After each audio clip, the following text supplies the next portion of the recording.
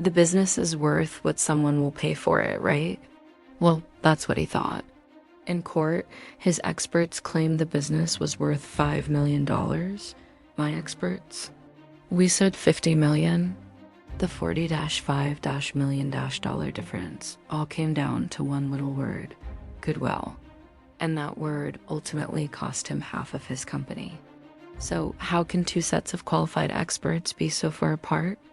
It is all about a legal concept that trips up so many business owners: the difference between enterprise goodwill and personal goodwill. Let's break it down. Enterprise goodwill is the value tied directly to the business itself. Think of its brand name, customer lists, recurring revenue, and its reputation in the market. It's the stuff that would still be valuable even if the owner disappeared tomorrow. If you sold the company, this goodwill would transfer to the new owner. Personal goodwill, on the other hand, is tied to the individual owner. It's their personal reputation, their unique skills, their relationships with clients. If the owner leaves, that value walks out the door with them.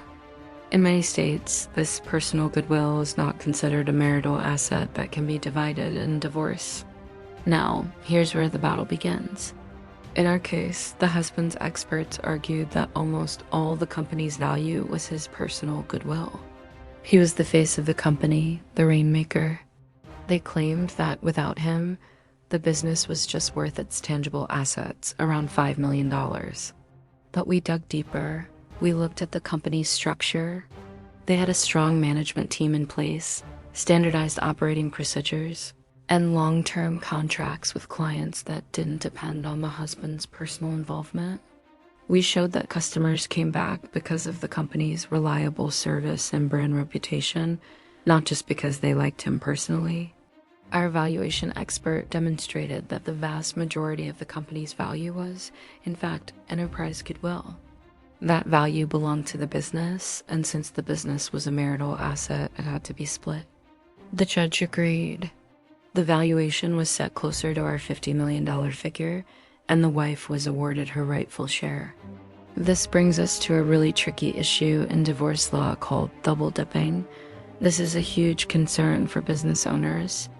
Imagine this: the court values your business, including its future earning potential, and makes you pay your spouse half of that value.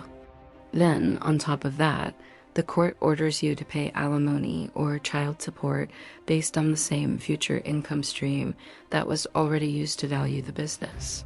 You're essentially paying for the same asset twice.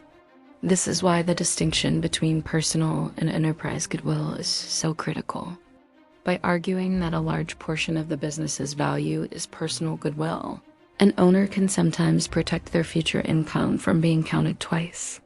In our case, while we won on the enterprise goodwill argument for the asset division, the husband's future income from his personal efforts was then considered for support payments. It's a complex balancing act, and every state handles it differently. Divorce is tough, but when you've built a business together, it's like dividing a dream. Suddenly, you are faced with the prospect of having to buy out your spouse's share of something you poured your heart and soul into. Where does that money come from? You might have to sell the business, take out a massive loan, or cripple the company's finances for years to come. It's a financial and emotional nightmare. So what can entrepreneurs do to protect themselves? You've heard of prenups, but what if you're already married? The answer is a postnuptial agreement, or a postnup. This is a contract you sign after you're married that defines how assets, including your business, would be divided if you were to divorce.